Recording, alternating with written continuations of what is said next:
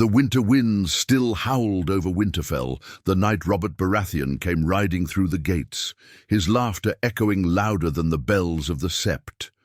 He came as a king, but also as a storm, dragging with him a trail of hungry courtiers and an appetite for both food and loyalty. Lord Eddard Stark stood to greet him, grave and cautious as always, while his children peered from the balconies, whispering at the sight of the great man who had once raised his hammer against Rhaegar Targaryen.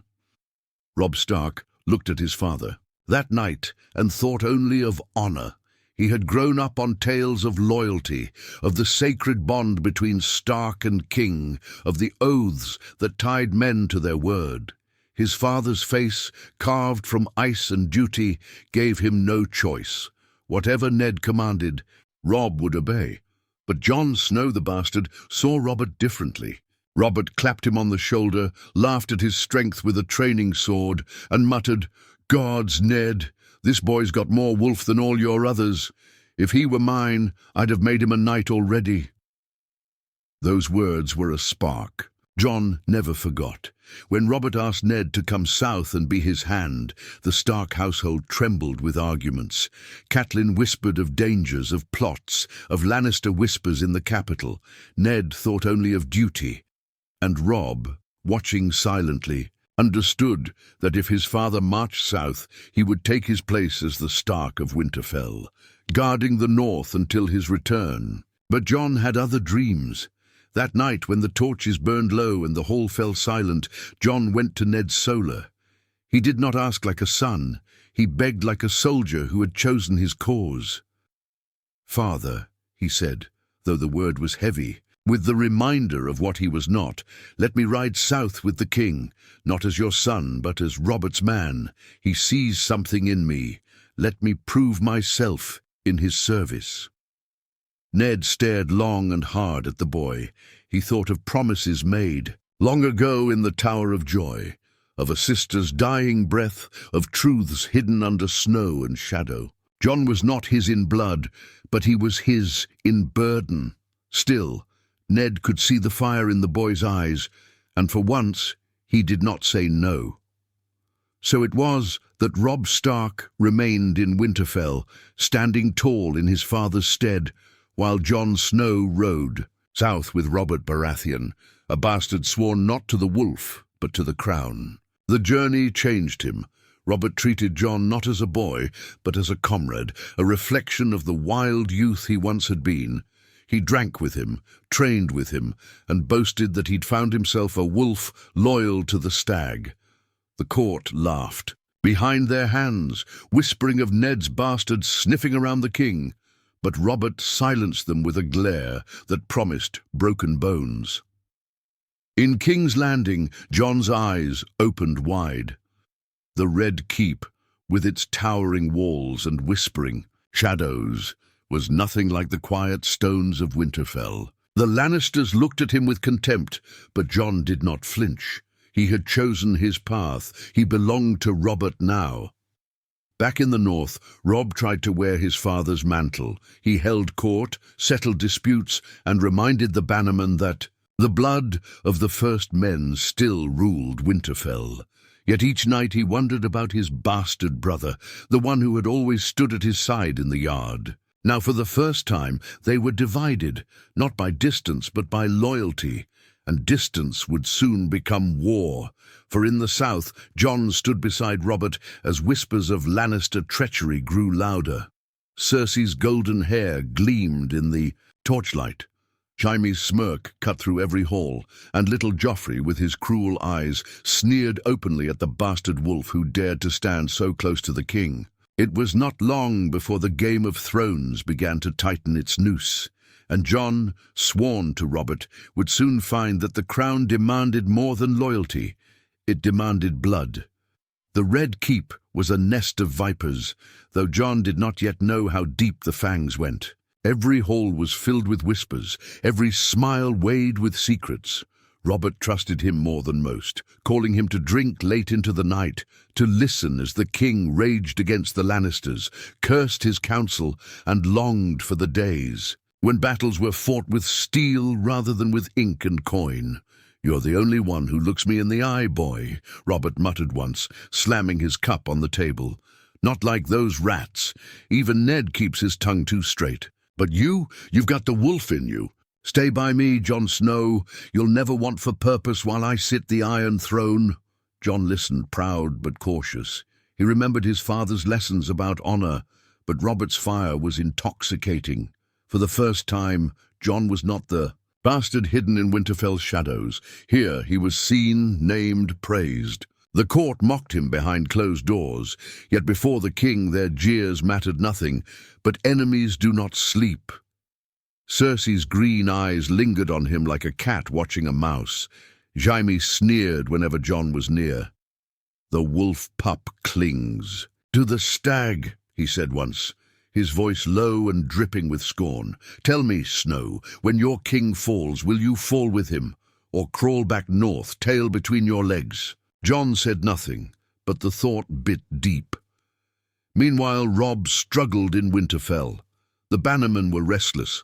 Some whispered that a boy of 15 could not rule, not truly, not with war brewing across the realm. Catelyn fretted over ravens. From the Vale, from Riverrun, from the south, where Lannister gold moved like a river. She looked at her son and feared he was too much a boy, too little a man. But Robb tried. He spoke with the voice of his father, colder than the winter wind, and each time he held court, he remembered the weight Ned had carried all his life. Still, at night, when he walked the empty halls, he wondered if Jon would have done better. If Jon, with his brooding silence and fierce temper, would have commanded men's respect in ways he had not.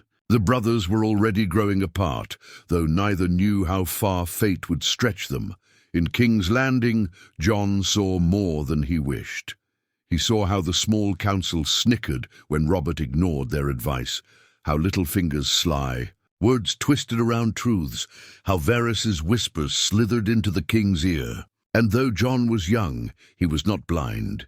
He noticed how often the Queen and her brother vanished behind closed doors, how the boy Joffrey bore more of Jaime's sneer than Robert's stormy temper. One evening, Robert, half drunk, his voice thick, leaned close to Jon and muttered, "You see them too, don't you? My queen, my children, all golden as Lannister coin, not a drop of my blood in them. A curse, boy. That's what it is. A curse." Jon stiffened, torn between silence and truth. He had sworn himself to Robert, and loyalty meant more than comfort. At last he said, "If the Queen betrays you, you must act. Wolves bite when cornered. Stags must gore when hunted." Robert threw back his head and laughed, clapping Jon hard enough to bruise. "By the gods, you've got more sense than half this council. A wolf's wisdom in a bastard's body. Stay with me, boy. I'll make you more than they ever dreamed." But the Lannisters were not idle. Cersei's patience wore thin. Joffrey scowled at the bastard who stole his father's favor, and Jaime's hand often rested too casually near his sword whenever Jon crossed his path. Ravens carried whispers north. Robb read them with clenched fists. He learned that Jon had become Robert's shadow, that the king praised him openly, that courtiers spoke of the bastard wolf who thinks himself a stag. The letters burned Robb more than he would admit, not because Jon was honored, but because it felt like betrayal. Brothers were meant to stand together, not on opposite sides of a kingdom already fraying at the seams. And then came the hunt. Robert spoke of boars and wine, of sport in the Kingswood, and he brought Jon along to ride with him. What should have been a simple chase became a night drenched in blood. Jon remembered the sound, the furious snarl, the king's roar, the tusk that tore flesh, and the silence after. When Robert lay broken, his belly gored, his laughter drowned in his own blood, it was Jon Snow who knelt beside him, not a maester, not a queen, not a son, only the bastard of Winterfell, clutching his king's hand as life slipped away. "Tell your father," Robert gasped, blood thick in his throat. "Tell him, guard the realm, the wolves must watch. or all will burn." And with that, Robert Baratheon, the man who had raised a hammer and won a crown, died with Jon Snow. As his witness, the Storm King was gone, and Jon, sworn to his side, was left to face the vipers of King's Landing alone. The throne room smelled of smoke and dust when Robert Baratheon's body was carried away. Jon stood like a statue, his hands still stained with the king's blood, as the whispers spread faster than wildfire.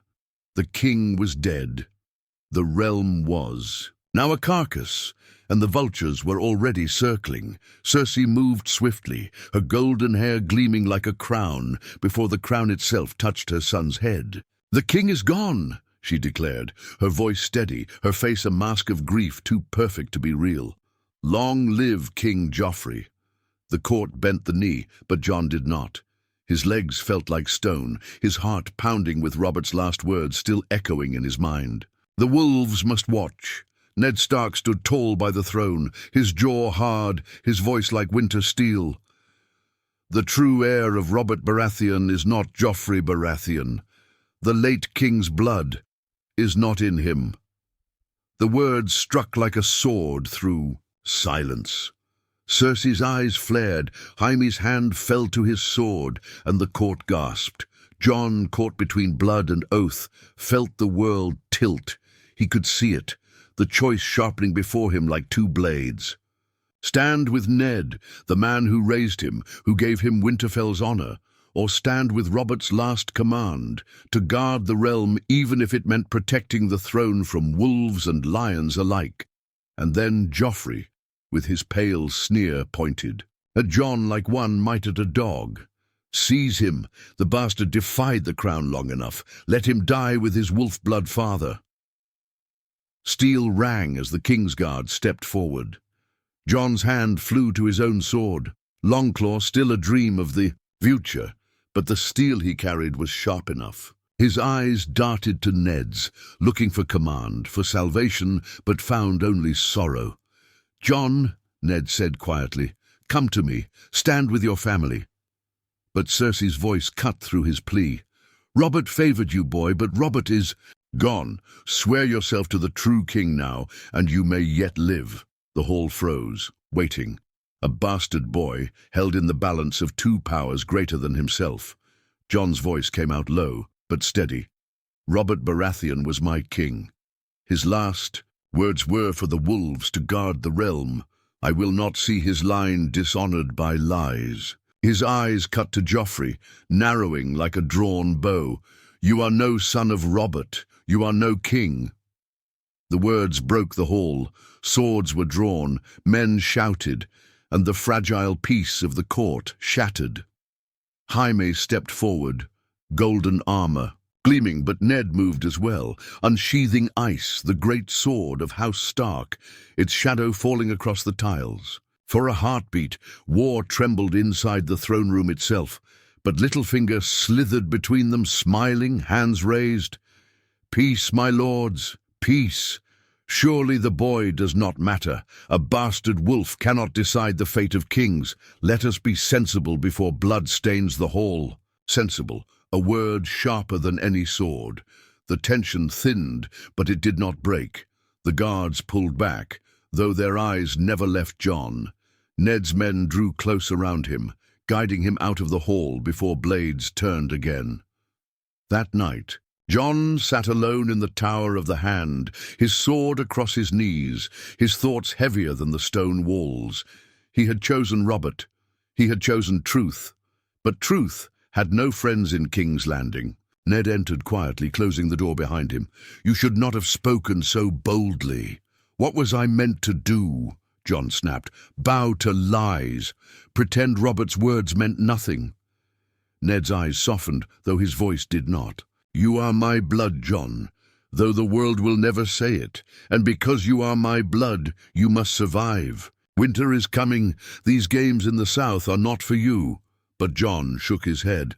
"Robert trusted me. He gave me purpose. If I leave now, his death means nothing. I cannot abandon him. Not to the Lannisters, not to false kings." Ned sighed, and for a moment the mask of Lord Stark slipped. leaving only a weary father. Then gods help you, Jon Snow, because if you stay on this path, you will make enemies of both wolves and lions. Far to the north, Robb received the raven bearing news of Robert's death. His hands trembled as he read the lines, learning that Jon had spoken against Joffrey, that he had stood not as Stark, but as Robert's man. Catelyn's voice was sharp as frost. Your father and brother are caught in the South's quarrels. You must guard the North, Robb. Do not follow their folly. But Robb stared at the parchment, anger twisting inside him. Jon had chosen a crown over kin. Jon had stood against him, even if not in battle, then in loyalty. And though the North was his to protect, Robb felt the sting of betrayal more deeply than any threat from the South. Winter was coming, yes, but now it was coming with wolves set against wolves. The days after Robert's death were filled with smoke and whispers, as though the city itself knew war was coming. Ravens flew like black knives across the sky, carrying lies and truths alike. Some said Robert's will named Ned Stark as protector of the realm until Joffrey came of age. Others claimed Cersei had torn the parchment before it was ever read aloud. All Jon knew for certain was that the Red Keep felt less like a castle and more like a trap. Ned worked quietly but urgently, sending letters to Stannis Baratheon, gathering what allies he could and refusing to bend knee to Joffrey. Jon watched his father with silent respect, though each step Ned took seemed heavier than the last. The court was not made for men of honor. Every day Jon saw how the lions tightened their claws around the throne, and every day he wondered if Robert's words would die with him. Then came the morning when the guards of the city turned their cloaks. Ned was seized in the throne room, his men cut down by gold cloaks they thought loyal. Jon fought beside them, his sword singing, his arm heavy with blood. He cut down 2 men before a mailed fist cracked against his temple. The last thing he saw before darkness was Joffrey smiling, his boyish lips twisted into cruelty. When Jon woke, he was chained. The black stones of the dungeons pressed cold against his back, and the air stank of rot. Beside him, Ned Stark sat, with his wrists bound but his face calm, as though even the darkest cell could not bend him. You should not have fought, Ned said quietly. They will use you now. Use us both. Jon spat blood onto the stones. I would not stand idle while lions tore wolves apart. Ned looked at him long, as though weighing truths against time. At last he said, You are not made for chains, Jon. You have a part yet to play, but it may not be with me. Before Jon could answer, the door screeched open. Varys, the spider, stepped inside, his soft steps echoing like whispers. The realm is at a knife's edge, he purred. The queen would see you both dead. The boy king already asks for it, but dead wolves feed no one. Perhaps survival can be bought. Ned said nothing, but his eyes narrowed. Jon leaned forward against his chains. Bought with what? Varys smiled thinly. With silence. With service. With the understanding that sometimes a man must bend to save what he loves. His gaze lingered on Jon. The queen sees you as dangerous. The boy despises you, but others might find use for you. You are a sword yet to be claimed. Jon's heart burned. He wanted to spit in the eunuch's face, to shout that he belonged to no one but Robert and his last words, but he held his tongue for Robert's sake and Ned's. In the north, Robb was not silent. When the raven came telling him of his father's arrest, his blood boiled hotter than wildfire. He called the banners, his voice ringing across the great hall of Winterfell. Lords and sworn men answered, steel glinting in torchlight, their oaths echoing through stone walls. But Catelyn saw the storm brewing in her son's eyes and felt dread. "Robb," she said, her voice tight with fear, "your father's fate lies in the south and your brother too. But if you ride against the lions, you will find yourself at war not only with them, but with your own blood. Jon has chosen the king's side, not ours." Robb slammed his hand against the table. Jon may have sworn to Robert, but Robert is dead. The North remembers its own. If Jon turns against us, then he has turned against Winterfell. It was the first time he spoke of Jon not as brother, but as something else. The bannermen saw it too. They whispered of a bastard's loyalty, of how wolves could be tamed by southern kings. Some urged Robb to claim Winterfell's full strength, to march before Jon could be loosed upon them by the crown. Robb listened, his jaw hard. The choice weighed on him like the chill of endless winter. He loved Jon as a brother, but betrayal was a wound that bled deeper than steel. Back in King's Landing, Joffrey sat the throne. He smirked when Ned was dragged before him, and Jon, still chained, was forced to watch. The boy king's voice rang across the hall. Traitors deserve no mercy. Let his head roll. Ned's final words were drowned in the roar of the crowd. Jon pulled against his chains until his wrists bled, his cry of rage lost in the chaos. Ice fell, and with it, Jon's world. That night he did not weep, did not. He sat in darkness, his soul colder than the dungeons. Robert was gone. Ned was gone. Robb was far to the north, and soon he would march to war. Jon Snow was left with only one truth. He had chosen Robert, and that choice had cost him everything. But in the ashes of his oaths, a new fire stirred. He would not bend to lions nor to false kings.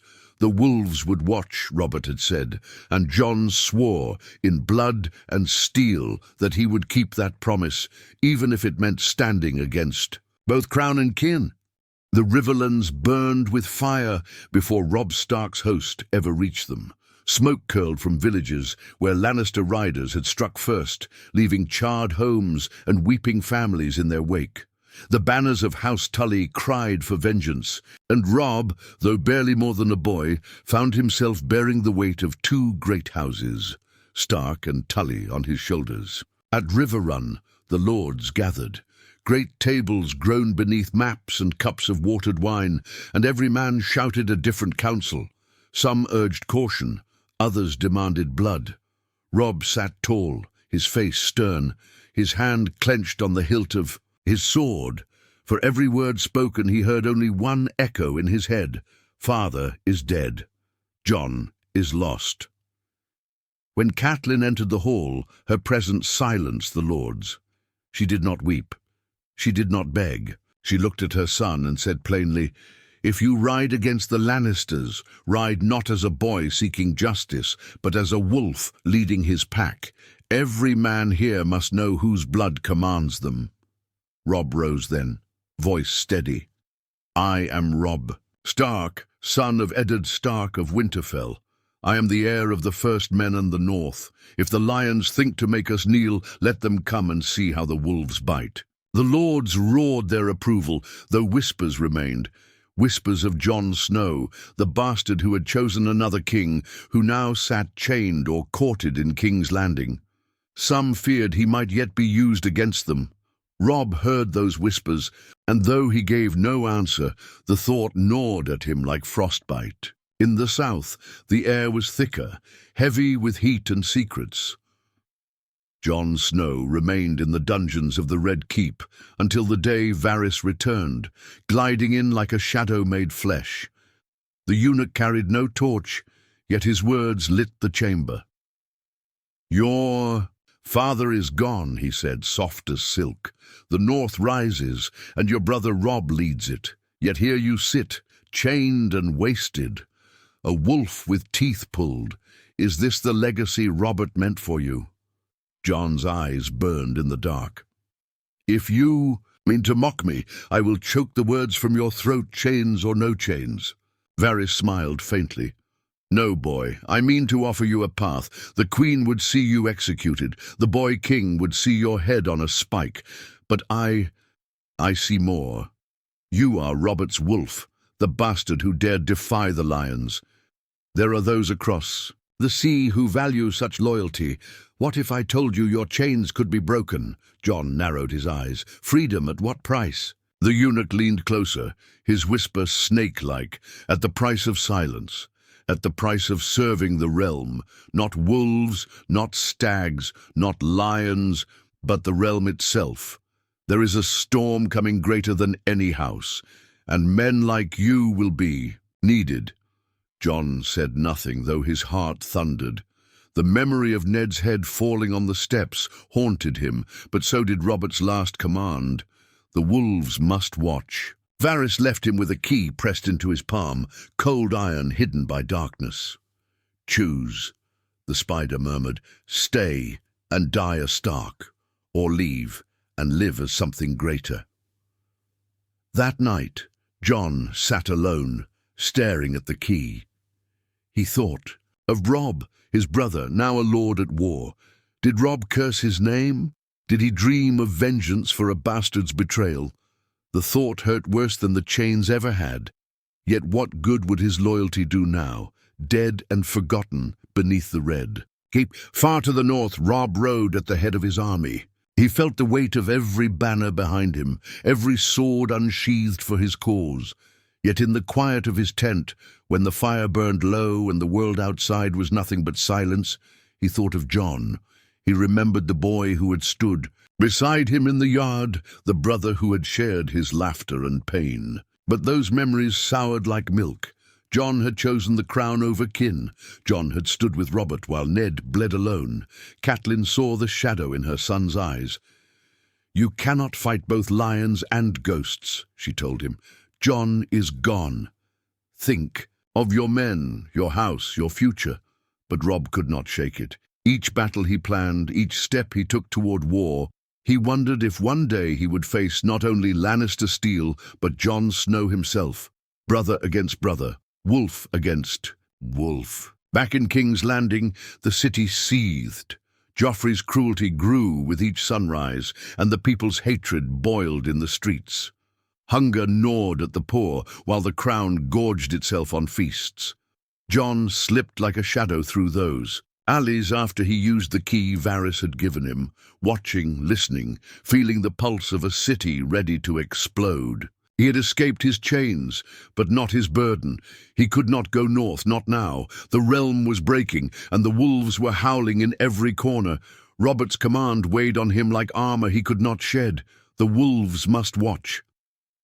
And Jon Snow swore, under the dark sky of a city built on lies, that he would watch, not as Stark, not as Snow, but as something else, something Robert had seen in him. For now, the war belonged to Robb, but in time, the realm itself would look to Jon. The Riverlands trembled under hoof and steel. Robb Stark's army moved like a tide, sweeping through the fords and forests with banners flying high. The dire wolf of House Stark, long absent from southern wars, was seen again on the wind. At the Whispering Wood, Robb's wits and his wolves struck true. Jaime Lannister, the Kingslayer himself, was taken in chains. The victory roared through the north like wildfire. Songs were sung, horns blown, and men swore that Robb was born to lead. But in the quiet after battle, when the dead were counted and the moans of the dying faded into silence, Robb sat alone with the weight of it all. His men cheered him as the young wolf, yet he felt only older with each passing day. Catelyn came to him, her face streaked with dust and grief. "This is only the beginning," she warned. "For every lion you cut down, 2 more will rise. And what of your brother, Robb? Have you thought of Jon?" Robb's jaw tightened. "Jon made his choice. My war is not his, nor his mine. If he stands in my way, I'll treat him as I would any foe." Catelyn's eyes searched his, pained but resolute. "Pray the gods it never comes to that." Meanwhile, in King's Landing, Jon walked a different battlefield. The city groaned under Joffrey's rule, executions in the square, cruelty dripping from a boy king's lips, and fear growing like rot in every alley. Jon kept to the shadows, living half as a ghost, half as a wolf among sheep. Varys's whispers followed him wherever he went. "The realm needs watchers," the eunuch told him in hushed tones. Lions tear, wolves rise, dragons may yet return. Choose your side carefully, Jon Snow, for you may be asked to guard more than just your kin. Jon hated the man, yet he listened, for Varys gave him knowledge, and knowledge was a sharper blade than any steel. He learned how the small folk cursed Joffrey's name, how the Queen tightened her claws on the council, how Stannis Baratheon prepared his claim with fire and fury. But most of all, Jon learned that his name was poison. In taverns and markets, men spat when they spoke of him. "Robert's bastard wolf," they sneered, "stark by blood but no stark by heart, chained and broken, yet still dangerous." Others whispered of how Robb raised his banners in the north, and how the young wolf had no brother at his side. The words cut deeper than swords. Jon had not chosen betrayal, he had chosen Robert, but to the world the difference meant nothing. One night, Tyrion Lannister sought him out, stumbling through the shadows with a wineskin and sharp tongue. "Well, if it isn't the wolf pup," he said, grinning with half his mouth. "I hear you're alive, that's good. We need more honest swords and fewer liars in golden armor." Jon narrowed his eyes. "Why seek me?" "Because," Tyrion slurred, "I know what it is to be the unwanted son, a bastard in all but name, and because the game you're caught in, boy, is larger than wolves and lions. You'll learn that soon enough." Jon said little, but Tyrion's words echoed after he left. Larger than wolves and lions. Far away, Robb sat in Riverrun's hall, lords kneeling before him. One by one they pledged their swords, their banners, their lives. And then, in a single moment that changed the realm, they declared him not lord, not warden, but king, the king in the north. Robb felt the crown without gold press upon his head.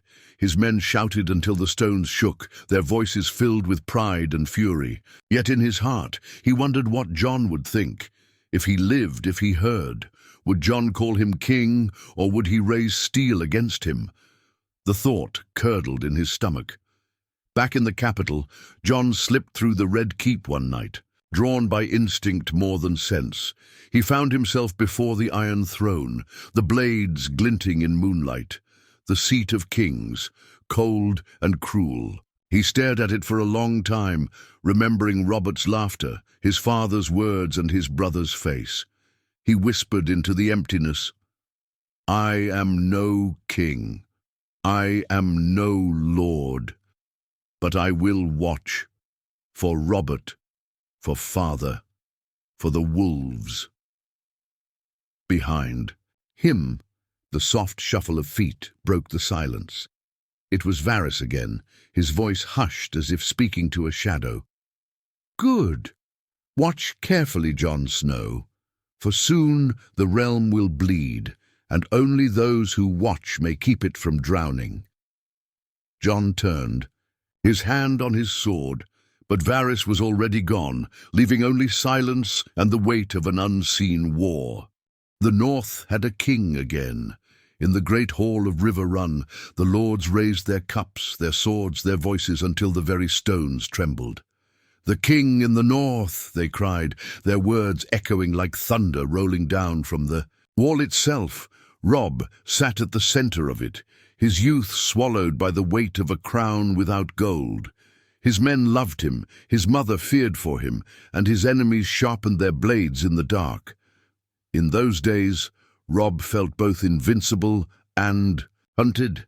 Victory at the Whispering Wood had proved his worth, but victory was only the first step in a road paved with corpses. Ravens brought news of Tywin Lannister's movements, of Renly Baratheon raising banners in the south, of Stannis calling himself king with fire in his heart, and always there was the shadow of Jon.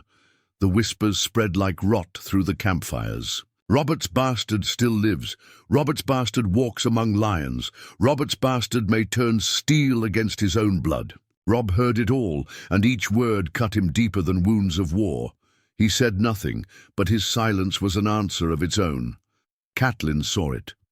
One night, in his tent, lit only by a single candle, she spoke to him. "Do not let Jon's choice Turn you bitter. Wolves do not fight one another in the snow. They fight together or they starve. But Robb's eyes were cold. He chose Robert. He chose the south. He is no wolf now, mother. He is a shadow. Meanwhile, in King's Landing, Jon lived that shadow. He moved like smoke through the city's veins, never staying long in one place. Varys's network sheltered him, though Jon hated the man. Yet hate did not fill an empty stomach, nor keep a blade from his throat. Every day he learned more, how the small folk starved while Joffrey strutted, how the council schemed like carrion. Crows, how war crept closer with each sunrise. It was Littlefinger who found him first, slipping into a darkened tavern with a smile sharp enough to cut glass. "Robert's wolf," he purred, sipping at his wine. "Still breathing, I see. How fortunate for you, for me, for the game." Jon glared. "If you mean to mock me, try your tricks elsewhere." "Mock you?" Littlefinger's grin widened. "Why, I admire you. You've managed to survive where others perished. That takes wit, courage, and a very dangerous kind of loyalty. Tell me, Jon Snow, is it loyalty to wolves, to stags, or simply to yourself?" Jon said nothing. The silence was answer enough. Littlefinger leaned close. "Your brother raises the north. The lions sharpen their claws. The Baratheons squabble over crowns. A bastard boy caught between them all might choose wisely, or he might be crushed. If you wish to live, you'll need more than a sword. You'll need allies." Jon's hand itched for his blade, but he forced it still. Allies. The word tasted bitter. Robert had been an ally. His father had been an ally. Both were gone. That same week, he saw Joffrey's cruelty again. From the shadows, Jon watched as the boy king ordered tongues torn out, hands chopped, men beaten for whispers of treason. The people cried out, but the gold cloaks silenced them with steel. It was not a kingdom, it was a cage with a mad child holding the keys. Jon's fury burned hotter than ever. He thought of Robb then, the brother crowned in the north, and for a heartbeat he longed to ride to him, to kneel before him and swear the loyalty he had denied. But the image shattered as quickly as it formed. Robb would not welcome him. Robb would see only betrayal. That night he dreamed of Winterfell, the walls cloaked in snow, the weirwood's red leaves drifting in silence, Robb's voice calling him brother again. He woke with tears on his face and a sword in his hand, cursing himself for weakness. The city would not let him rest. Rumors of Stannis's letters spread like wildfire. Cersei's children were not Robert's, but Jaime's. The realm trembled on the edge of truth, and Jon felt the ground shift beneath him. If Stannis was right, then Robert's bloodline ended with him. And what then of Robert's last command? The wolves must watch. He whispered it to himself as a prayer, as an oath, as a curse. If Robert's line was broken, if no true heir remained, then perhaps Jon himself was the last piece of Robert's legacy. A bastard, yes, but a bastard who had chosen him. Far to the north, Robb prepared to march again. Scouts brought word of Tywin's host, vast and terrible, pressing into the riverlands like a storm. Robb tightened his gauntlets, his eyes hard as stone. "If the lions think to break us, they'll find the north does not bend. I will show them what it means to face a wolf king." And in King's Landing, Jon stood before the Iron Throne once more, the moonlight painting its cruel blades silver. He did not sit. He did not dare. He only stared at it and whispered into the empty hall, "I will not bow to lions. I will not betray my blood, but I will watch. Gods help me, I will watch." The game was tightening, pulling wolves and bastards alike into its snare. Soon brother would stand against brother, not in the yard of Winterfell, but on the fields of war. The war bled into every corner of the realm. Villages burned in the riverlands, refugees filled the roads, and every lord sharpened his sword, while sharpening his lies. The banners of wolf and lion clashed beneath the sun, and men whispered that the realm had not seen such chaos since the dragons fell. Robb Stark marched at the head of his host, the direwolf snapping on the wind, his men singing of the king in the north. Victory had given him a crown, but it had also chained him to endless war. Every raven brought word of more battles to fight, more alliances to forge, and more enemies to face. He wore armor like a second skin, and yet inside he was still the boy who once laughed with Jon Snow in the yard. That boy felt further away with every mile. Catelyn watched him with a mother's dread. "You must be careful," she said. "The South is a pit of vipers, and now you wear a crown they mean to tear from your head. You cannot fight Tywin and Renly and Stannis all at once." Robb's eyes darkened. "Then I will fight whoever stands before me. If Jon is among them—" His voice faltered, just for a heartbeat. Then it hardened. "If Jon is among them, so be it." In King's Landing, Jon lived among those vipers. His face was half forgotten by most, but his name was not. "Robert's wolf," they whispered in the markets, in the barracks, in the brothels. He was both ghost and shadow, moving through the city as Varys's whispers guided him. The spider pressed him one night in a hidden chamber. "You are torn, Jon Snow.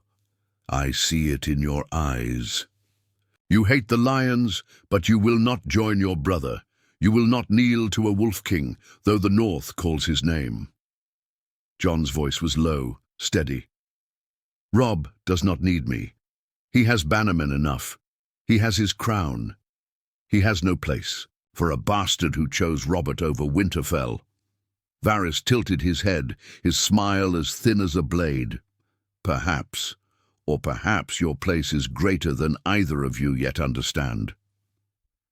Jon said nothing, though the words lodged in his heart like splinters. He dreamed often now, dreams of snow and blood, of wolves howling in the dark, of Robert's voice urging him to watch, always watch. Then came the riot. Hunger drove the small folk to madness, and the streets of King's Landing erupted in fire and screams. Joffrey, cruel and stupid, mocked the starving crowd until they broke against him like a wave. Stones and dung flew through the air. Men were torn apart, and the city boiled over. Jon fought through the chaos not for crown or kin, but to protect those who could not protect themselves. He dragged screaming children from the mob, cut down men who would have raped and killed, shielded the weak with his own body. By the end, he was bloodied, his clothes torn, his sword slick with gore, and yet the small folk whispered his name. The bastard wolf, they called him. Not lion, not stag, not king, wolf. Word of it spread faster than wildfire. North and South alike heard tales of Robert's bastard, who fought for the people, who defied lions and refused crowns.